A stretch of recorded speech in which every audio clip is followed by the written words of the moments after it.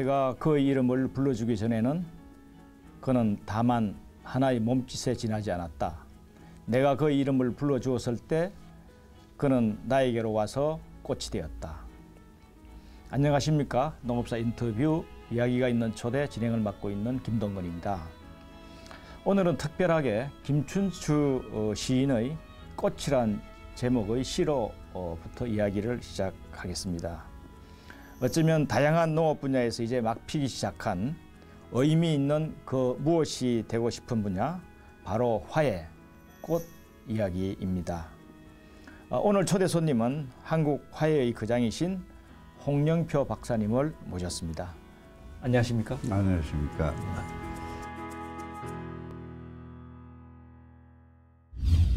오랜 공직 생활을 은퇴하시고 한국 화훼협회 고문으로 이제 계시는데 또 농장도 운영하신다고 이야기를 들었습니다. 네, 거기가 경기도 여주인데요. 네.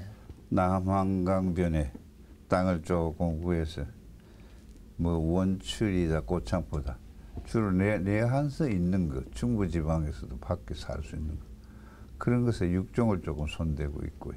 또 그 국화 분재를 공부하겠다는 사람들이 있어가지고 그 수강생들 지도하면서 그렇게 삽니다. 아주 좋은 일을 하고 아직 계속 하고 계시는군요.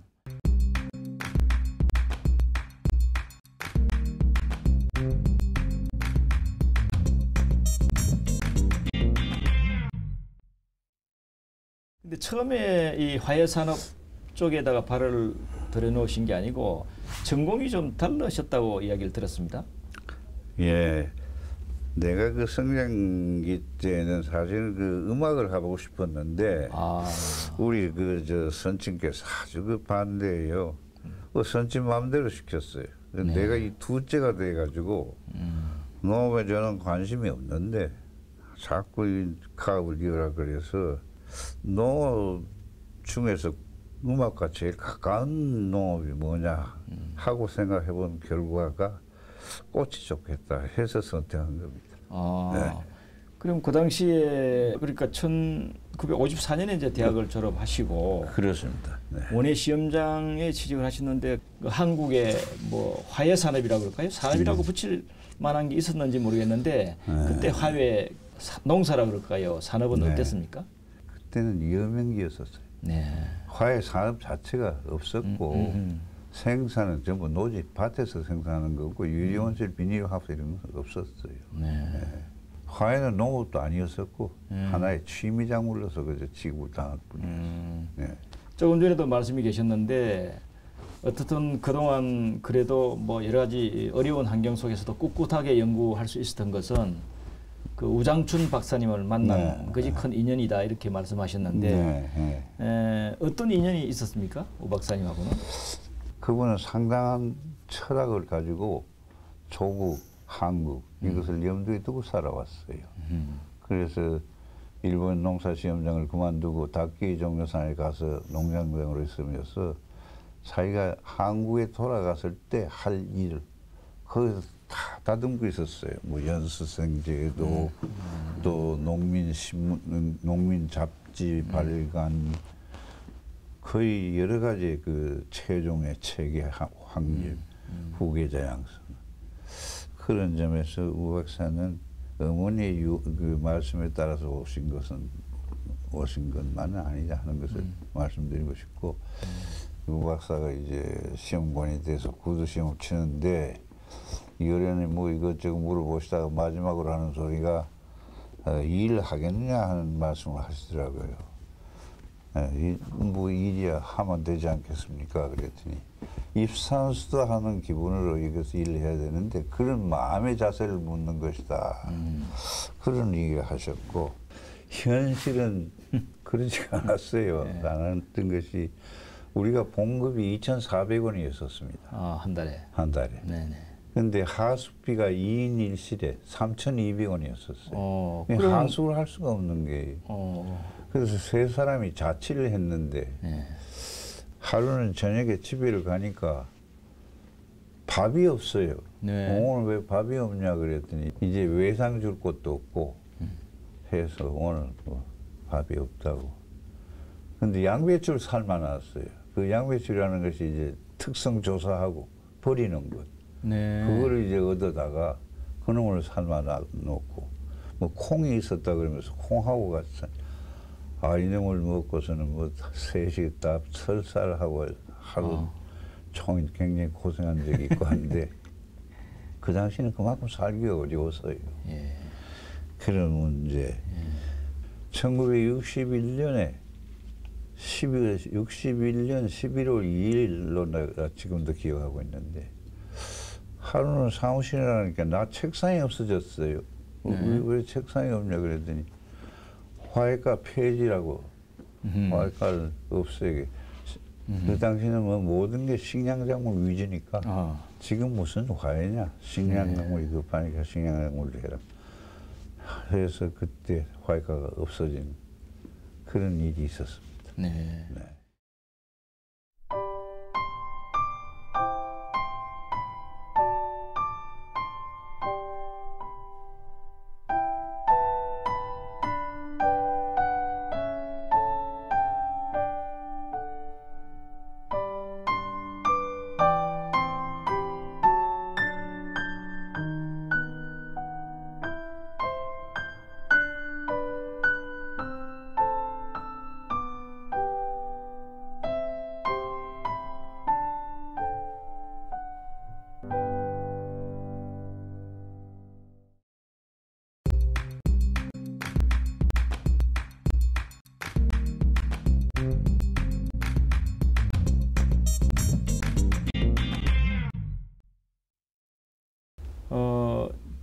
좋은 스승 또 좋은 선배를 만난다는 것은 인생을 살아가는데 정말로 참 큰 행운이 아닐까 싶습니다. 그분 밑에서 많은 걸 배우시고 또 공부도 많이 하셨는데 또 한편으로는 박사님의 또 땀과 열정이 있었기 때문에 지금 많은 분들이 박사님을 기억하고 있습니다. 그동안 남긴 많은 업적들이 참 많으신데 특히 우리나라 자생식물을 그 분류를 체계화하신 것이 큰 업적이라고 생각하는데 조금 그 설명을 좀 해주시죠. 내가 1954년에 연구소에 가가지고서 몇 년 후 1957년에 우 박사 말씀이 우리나라에 한국에 있는 자생식물 중에서 관상 가치가 있는 것을 선발을 해가지고서 그것을 화해화하는 그런 연구를 좀 할 필요가 있다. 그걸 누가 하겠냐 해서 이제 지명을 받았어요. 그럼 그 홍군이 그걸 좀 하도록 하라고 해서 그걸 시작을 했는데 우선 뭐 어디에 뭐 있는 것인지 잘 모르고 하니까 참고 문헌들을 뒤집겨 가면서 우리나라 식물이 몇 종이나 되면 그 중에서 관상 값어치가 있다고 생각되는 게 뭔지 그걸 쭉 찾았어요. 그래가지고서는 593종을 선발해서 우선 이제 문헌상이죠.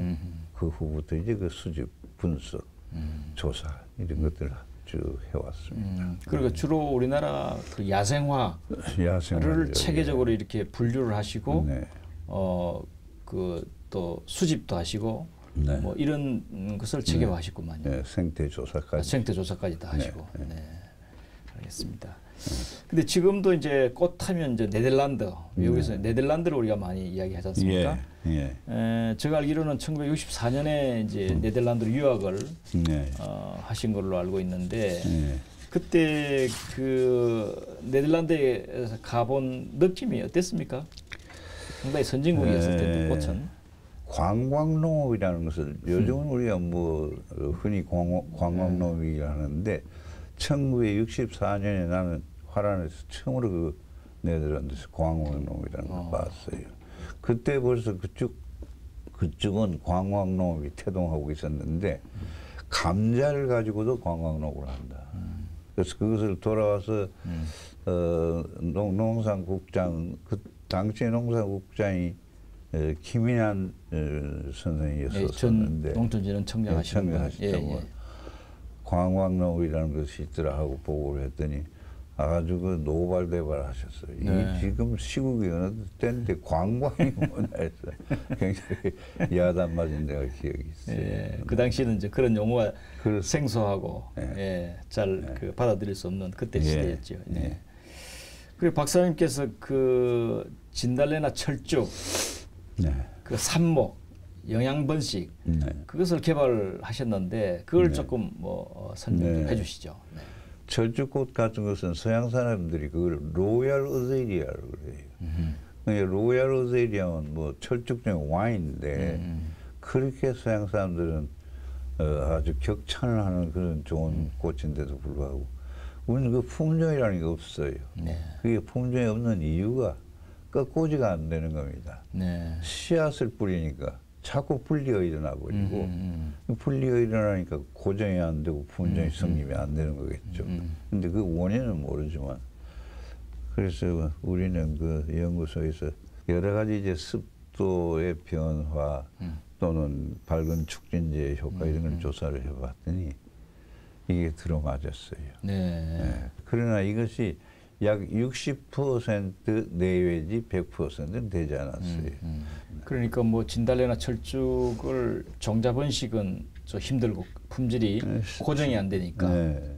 그래서 이제 영양 번식을 시도를 하셨구만요. 그렇습니다. 그런데 아직도 그러면 완벽한 영양 번식 체계에 들어오지는 않았네요. 네. 후배들이 우리 후배들이 이제 그걸 더 발전을 시켜야 된다는 말씀이십니까? 그런데 내가 그것을 연구할 당시는 네. 외국의 학자들이 이제 발표해 놓은 게 있는데 네. 낙엽 철쭉의 발근율은 약 6%라고 했어요. 상당히 낮은 이거를 수준이네. 10배로 높였으니까 60%를. 그것도 대단한데 네, 네.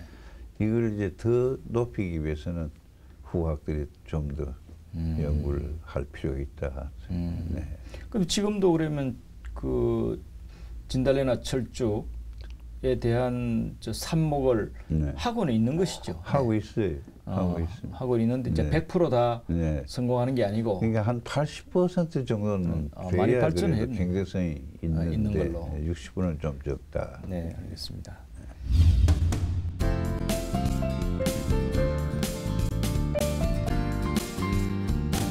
안녕하세요 할아버지, 저 아이고. 임진이에요. 잘 지내셨어요? 뭐야. 한 가지 질문 드리고 싶은 게 있는데요. 예. 지나가는 여담이긴 하지만요. 제가 전해 들은 옛 이야기들을 보면 남자 동료 선배님이나 또는 여자 선배님들한테서 전해 듣기로는 혼도 많이 나고 그래서 가끔씩 눈물도 흘리는 그런 일상사도 있었다고 전해 들었습니다.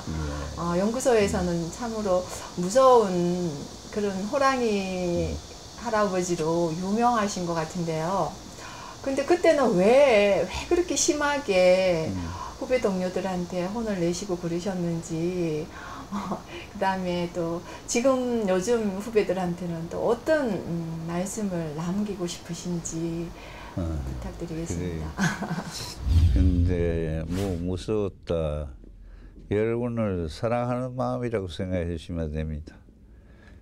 대부분 오냐 하는 것으로서는 해결이 되는 것이 아니다. 무서울 때는 무섭고 엄할 때는 엄해야 제대로 되는 것이다. 그렇게 얘기해 주시면 되고, 지금은 그 후배들에게 꼭 얘기하고 싶은 것은 자기가 직접 갖고 봐야 됩니다. 자연과학에 있어서 농업 분야는 내가 스스로 갖고 봐야, 그리고 그 특성을 파악을 해야 이게 1m 자라는 것인지 60cm 자라는 것인지 그 특성도 모르고 특성 조사를 해봤자 그건 성적일 수가 없어요. 그러니까 스스로 체험을 해가면서 특성을 알고 유전도 하고 육종도 하고 그렇게 공부를 해주시면 좋겠어요.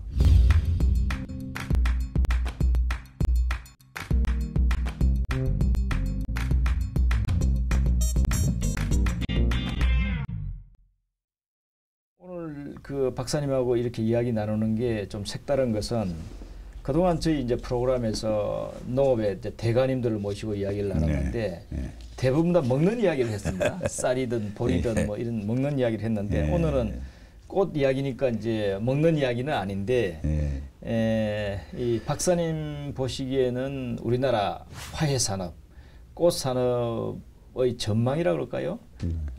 이 미래를 어떻게 보십니까? 정치인이나 행정의 고위고관들은 여전히 꽃을 갖다가 사치품으로 생각하고 취미작물로 생각하지 이것을 농산물로 취급을 해주지 않는다.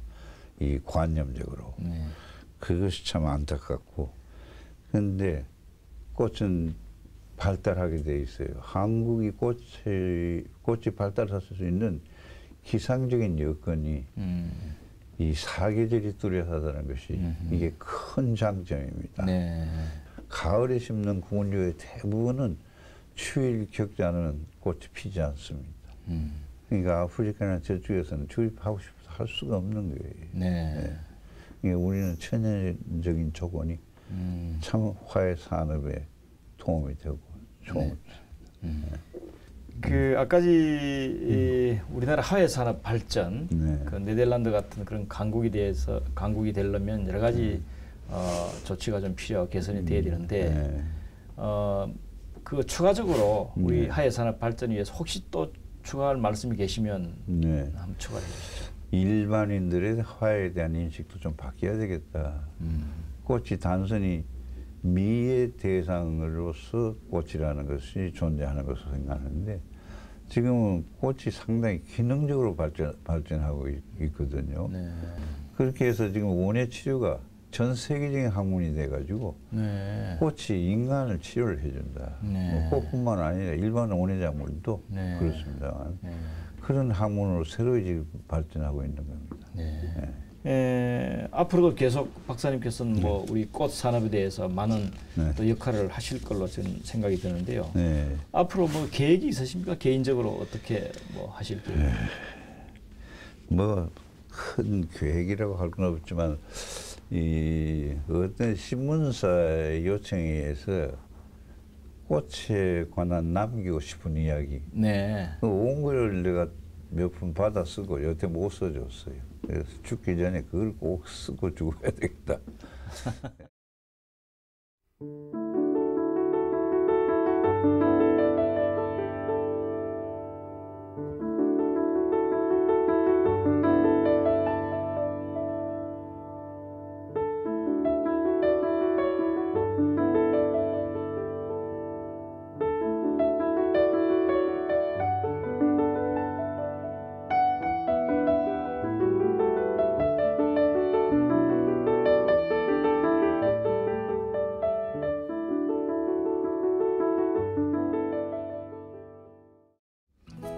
한국 화훼 산업은 아직 갈 길이 먼 게 사실입니다. 해야 할 것도 많은 게 사실입니다. 하지만 아무도 주목하지 않았던 길을 뚝심 있게 걸어왔던 홍영표 박사님이 계셨기에 지금 우리는 거룩한 꽃향기를 맡으며 인생을 메마르지 않게 살아가고 있는지 모릅니다. 물질만을 쫓아 숨가쁘게 달리는 세상. 오늘 잠시나마 인생의 향기를 고민하고 엄미하게 해주신 홍영표 박사님께 다시 한번 감사의 말씀을 드립니다. 귀한 말씀 감사합니다. 고맙습니다. 지금 한 50평생 꽃을 공부를 해보니까 무궁무진하게 할 일이 많다. 치성이면 감춘이다 하는 게 나 작업의 매입니다. 일도 공부도 지성껏 하면은 하늘이 다 동해서 도와준다 하는 것이 나의 작업의 매입니다.